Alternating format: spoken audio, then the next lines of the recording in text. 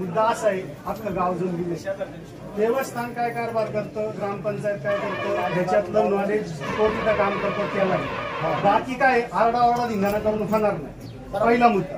दुसरा मुद्दा काय आहे की बाळूनी विषय काय मांडलाय का इथं आज जी मीटिंग आहे ती दोन विषयावर की एक भक्तगण आणि देवस्थानचा चाललेला कारभार असं त्यांचं म्हणणं. असे ह्या मुद्दे त्यांनी फक्त विषय सांगितला, तो विषय नंतर घ्यायचा. आधी मुद्दा आपला काय चाललाय, भक्तगण करायचे, भक्तगण करताना घटनेत काय तरतूद आहे, अडचणी काय येतात ते आणि भक्तगण रिजेक्ट का होतात ते, हा मुद्दा पहिला आहे. या मुद्द्यावर उत्तर कोण देणार, तर त्यावेळेस जे कोण विश्वस्त होते किंवा आता जे कोण विश्वस्त आहे त्यांच्यापैकी जो जबाबदार व्यक्ती आहे तो उठून या विषयावर बोल. हा मुद्दा आहे. मी बोलू का? तुम्ही म्हणताय महेंद्रजी बरोबर आहे.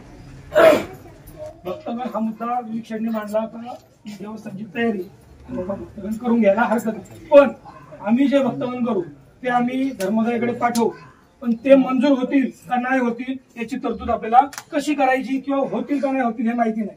मी तोच प्रश्न विचारला. होऊ शकतो, 2 मिनिटं ऐका ना. बरोबर होऊ शकतं आम्हालाही माहितीये, म्हणून तर त्यांनी क्वेश्चन मार्क टाकला. ते बरोबर ना, हाच मुद्दा घेतला.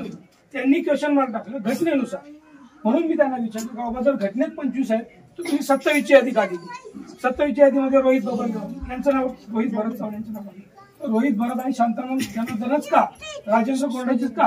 ठीक आहे, ते पहिल्या 25 मध्ये आहेत, राजू शेठ पहिल्या 25 मध्ये 2 वाढवले, त्याच्यामध्ये त्या दोघांची नावं का? हा प्रश्न सुरू होता. तुम्ही काय प्रश्न केला की बाबा आता भक्तगणाचा विषय संपलाय, मीटिंग संपली का, आता विषयच काय पुढे नाही चला. म्हणून बाळासाहेब काय म्हटले, नुसत्या भक्तगण हा विषय नाहीये, त्यांचा बोलायचा मुद्दा. हरिभाऊ कुठे गेले आपले? हा हरिभाऊ, त्या विषयावरून ते काय बोलले, बाबा एकच मुद्दा नाही अनेक मुद्दे आहेत, त्या सगळ्या मुद्द्यांवर चर्चा व्हायची. तुम्ही लावून धरला नाही, तुम्हीच बोला आता. असं अशी मीटिंग असं नाही, त्यांनीच बोलावं त्यांनीच बोलावं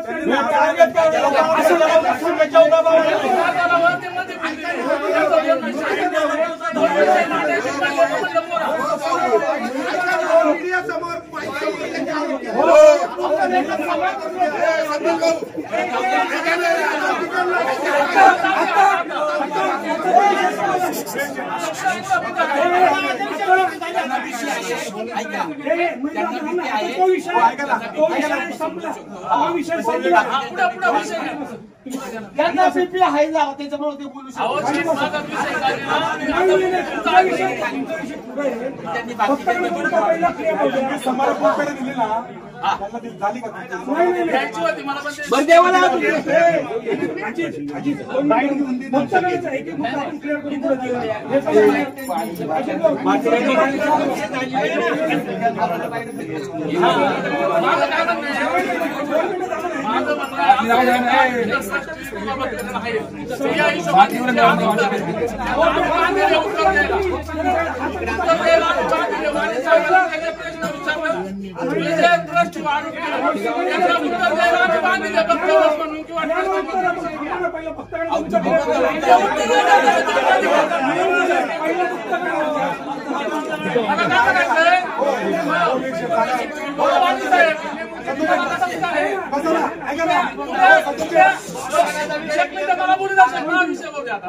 त्यांनी जे आरोप केले त्याच्यावर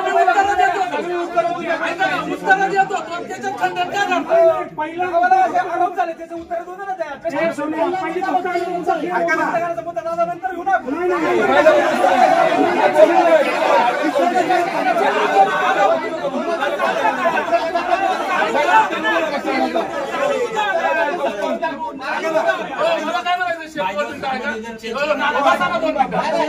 ऐका ना, भक्तगणाचा विषय मी क्लिअर करतो. 1 मिनिट तुम्ही मी बऱ्यापैकी उत्तर देतो.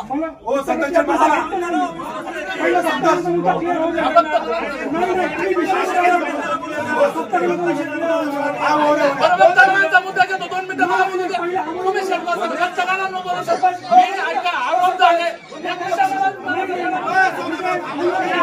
तो विषय सोडून देतो. भक्तगणांच्या मुद्दा सोडून मी बोलत नाही. भक्तगणांचा मुद्दा सोडून बोलत नाही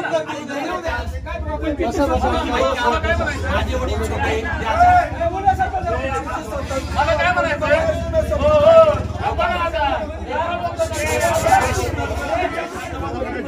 मला काय म्हणायचं हे म्हणले भक्तगणांना बोला. आता अजितराव कोणी मध्ये डिस्टर्ब करत माझा काय विषय होता वाणी साहेबांनी एवढा कष्ट घेतले मुंबईला तेव्हा ते मुद्दा मांडायची माझी अपेक्षा होती. ते म्हणले मांडू नका. जे ट्रस्टी आरोप झाले ते मांडित नाही, मी थांबतो. आता विषय काय ते संतोष शेठ म्हणले भक्तगण.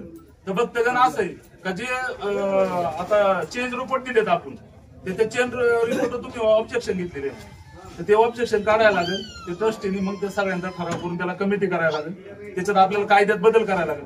25 भक्तगण आहेत त्याच्यात वाढ केली पाहिजे तेव्हा भक्तगण वाढतील. ते कोणत्या सहीने वाढतील? जे ट्रस्टी त्यांचे ऑब्जेक्शन घेतले त्यांचं ते ऑब्जेक्शन हटवायला लागेल. त्या हिशोबाने ती प्रोसेस मला वाटतं अशी आहे. तर मग ते तसं करायला लागेल. पण मला काय म्हणायचंय गावामध्ये एकच ट्रस्ट नाही. हनुमान मंदिर ती एक ट्रस्ट आहे, दुसरी आळंदीची ट्रस्ट आहे.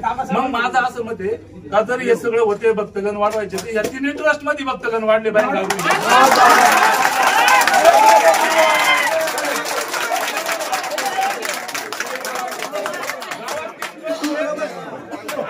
आणि दुसरा विषय राहिलाय आता हा भक्तगणांचा विषय झाला. त्याला आपण कमिटी नेमू. तिन्ही ट्रस्ट कोण काय तुमच्या त्या आळंदीच्या ट्रस्टचं कसं काम हे लोकांना माहित नाही.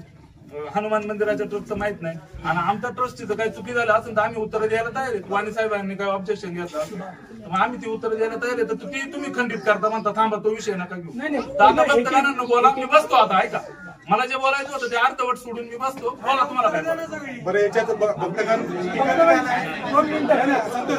ऐका ना 2 मिनिटं बसा ना. 2 मिनिटं बसा तर करा. बसा तर करा.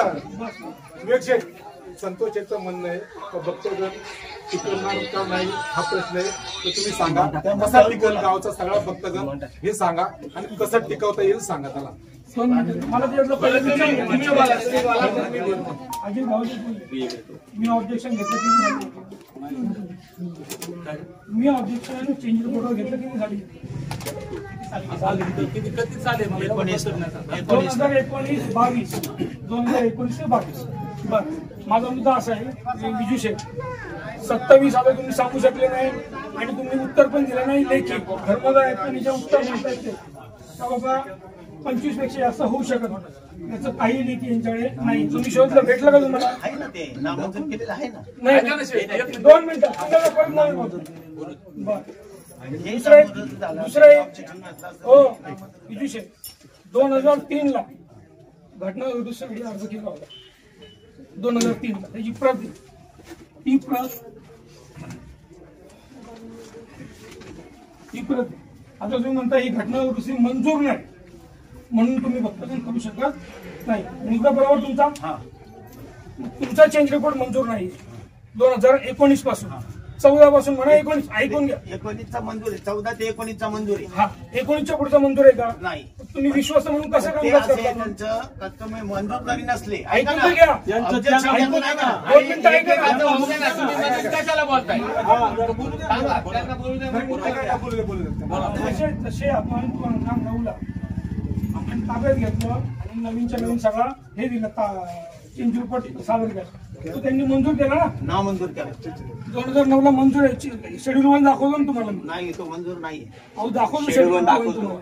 15 जणांचा चेंज रिपोर्ट नाही. विजू शेठ तुमचा माझा 10 वेळा बोलणार. तुम्ही म्हणले 9 पेक्षा जास्त एक भक्तगण आपलं स्पष्टी करता येते.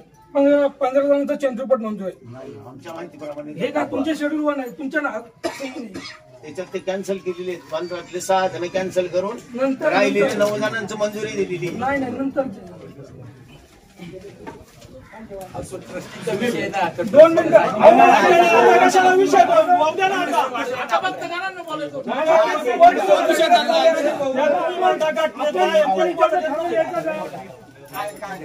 गावाची इच्छा आहे ज्याची इच्छा होईल सगळ्यांमध्ये ठरलं तर ते करू. काय प्रॉब्लेम नाही. सगळ्यांमध्ये ठरलं तर ते पहिलं भक्तगण होते.